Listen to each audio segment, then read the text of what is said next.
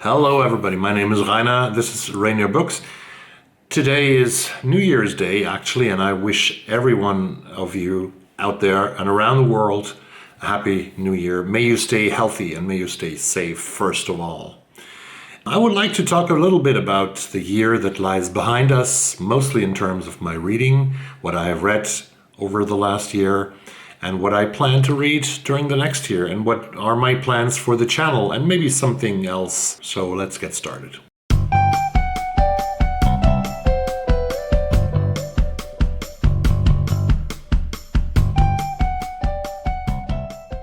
Well, I hope that every one of you had a very guten Rutsch, as we say in Germany, that you were sliding, as we say, safely and comfortably into the new year. 2022, oh my gosh, 2 years ago, all our lives changed so dramatically when first distant voices, distant news from the BBC, that was in my case, the case when I was listening to BBC World News, reported about the virus that was sort of detected in China, found in China, infected first a couple of dozen people, then hundreds of people, then thousands of people, and so on and so on. You know the story, and it's still going on, and now it's Omicron is everywhere, and we don't know anything about the new year to come. Will we get our lives back as they were before? Do we want them back as they were before with this enormous sort of traveling all around the world? Do we want them to live in a different way? Have we had time to really think about how we would sort of change our lives after the pandemic? Will there be an after the pandemic, or will this still hold on until 2023 and 2024? I don't know. I cannot give you the answers. All I hope is that this effing virus goes to hell as soon as possible. Let's come to the reading. The reading that I had in 2021, it was, I think, very satisfying. I will do another video tomorrow, probably with my top 10 fiction reads of 2021. It was a great reading year. I had really great books, and it was very difficult for me to choose a top 10, and even more difficult to choose ranks between 10 and 1. But I will do it because it's fun to do, and it's always fun to compare those lists with other people and to discuss about the lists. In 2021, I finished 47 books. 26 of these books were written by women and 21 were written by men. I think that the fiction part is quite, 9 books were nonfiction and 38 books were fiction. 2 short story collections and mostly novels when I read fiction. That's still the case. And from some other numbers, 6 novels were in translation. 23 of those 47 books were written probably by people of color. And 22 of them came from the library here in Stockholm, and 25 books I own, or I had as, I own them either as an ebook, which was a very small amount. The rest I own, and they are situated on my shelves. So I had a lot of great reads. And next year, what do I want to do next year? I set today my reading goal for the next year on 60 books, which is a goal that I am actually not sure if I can reach it. But once I learned that you have to dream big to reach goals, and so I raised it a lot now to 60 books, which would mean that I will have to read 5 books a month. But not the quantity is, for me, the most important thing, but the quality of the books. I want to read 60 good books instead of 20 good and 280 bad books. So there's a quality. I want to have quality in my reading. I have currently, I think, 656 subscribers to my channel. I would like to have more. Of course, everybody wants that. So please help me and support the channel, because at the end of the year, I have been on BookTube for 20 months now, and there's an average of like 30 new subscribers every month. And I sort of actually made a little calculation that if I can continue by having 30 new subscribers every month, I would reach the 1,000 probably in November or December of 2022, and that would be an amazing thing because it would grow the channel. It would give me new opportunities to approach things that I could not approach or cannot approach when I have a very much smaller community around my channel, and that's something that I want to do. I want definitely to do talks or interviews with authors. That's also always something that has interested me very much. Interviewing people, talking to people about their work, if it's a football player in other circumstances on other channels, or if it's an author whose book I have read. So growing the channel is one goal, definitely, in order to be capable of doing more things, even more interesting things maybe than today. I think that the format of presenting new books every month is something that I think is sort of popular, that I try to find the books that interest me each and every month. And I will continue to do that because I have registered that there is a certain interest in that kind of videos, but also about awards, of course. I have posted a video at the end of last year about the 20 award-winning books, which was very popular. And I think that it's always important to follow certain kinds of awards, not to read the whole long list, but always to give us new ideas and new names and new titles that we want to read.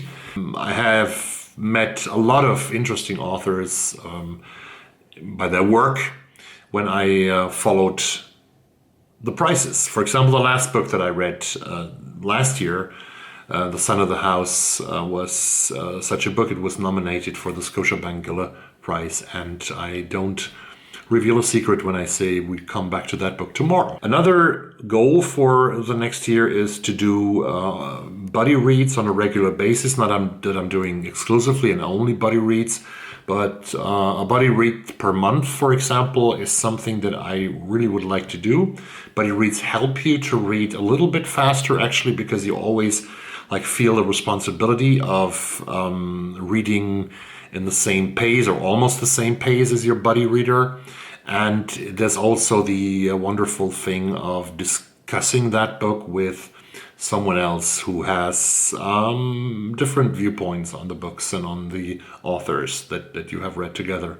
That's a great thing to do. I want to continue that. I want to do it more steadily, maybe once a month. I won't take part in the BookTube Prize next year. There's so many judges out there, and I admire Robert at Butter Horts, who has created the BookTube Prize. It's such a great thing, and it was an honor to participate in 2021 now in the fiction section, the quarterfinals and the finals that I had the pleasure to judge. But it takes away, or it sort of coins my reading too much in a certain direction. There's always 6 titles that you have to read when you are a judge in 2 months, and that sort of dominates your reading then under these 2 months, and I want to be more free. Readathons, I'm not going to do Black History Month in February like what many people do, because I read a lot of literature and novels, and also nonfiction by Black authors. There was a lot last year. Zakiya, Dalila Harris, Adisha Philia, Isabel Wilkerson, Jason Mott, Chiluchi Onyemekwule from Nigeria. I read Caleb Azumah Nelson. I read Natasha Brown, and I read them spread over the year. I don't have to put my focus in 1 month to read Black literature or books about Black history. That's not necessary. I think I have a lot of POC authors in my repertoire, so to speak. So I won't do that. What I definitely can do is read more indigenous authors from North America. That's something that is very interesting to me. I definitely have to read Louise Erdrich next year. Didn't read her the last 3 years. I have to read her. I read David Heska Wanblee-Wyden and his great thriller Winter Counts in the beginning of last year. And that was really a book that I loved and adored. It's a thriller about Virgil, a guy who's living in a reservation in South Dakota, and a criminal case that he investigates. That was a great book, and I want to read more literature from indigenous authors. I also want to read a little more literature in translation and maybe shift the focus from the library books that had more than 50, that had almost 50% of my reading of 2021 to the books that I actually already have on my shelves and that I haven't read yet. So that's also very important to me to do this, that it's sort of a 50-50 situation between those books at least. I know that there's another book waiting for me already at the library, which I might pick up tomorrow. And that's something that's really a new trend in crime writing, at least, that famous politicians or musicians write thrillers together with very established thriller authors. And tomorrow I'm going to pick up Hillary Clinton's and Louise Penny's novel that they have written together. I know that probably you know that Bill Clinton has written with James Patterson, and the newest thriller in this sort of new genre, if you want, if you have two authors, one from the subject, from the area, from the community, is that James Patterson has apparently written a novel together with Dolly Parton, which is coming out these days as well. So that is waiting for me at the library, make it like 50-50. From there, and from at home, I have to do more readings on the Kindle, but that is something that I really struggle with. Reading books from the electric reader, something that I have to get used more to, and maybe something that I really have to do this year, read more electronic to sort of become a member and become a part of the digital world of today and of tomorrow. So these are the most important things, I guess. The rest is up to you. You can also say what I should do more on this channel, what you want to do, what you want to see and hear more. I want to have one thriller per month. That's also something that I think is interesting and necessary as well, because we sort of forget very often that thrillers and crime are the best-selling genres in the book world, and that there's really good stuff out there. And I want to read good stuff every month, at least one thriller every month that is really good, to be able to make a top 5 list at the end of the year. So these are the things that I plan on the channel. I also plan, hopefully, if the corona crisis gets milder, if Omicron is as mild as some people say, and if we might get back to a more normal life, I will be able to travel to England, hopefully twice this year. The end of March, there should be a trip to London and on a business trip.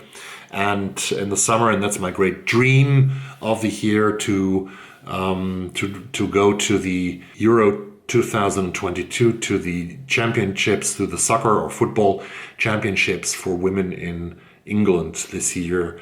They are being played between July 6 and I think July 31 in England, from Brighton in the south to Sheffield and Manchester in the north. That is a great thing, and if I make it, if it's possible, then I will do a couple of videos from there, definitely. And I also will travel with a light suitcase to be able to pack as many books as possible inside the suitcase on my way home. That was everything I had to say for this new year. Again, stay healthy, stay safe, and I hope that you stay tuned to this channel. See you. Bye-bye.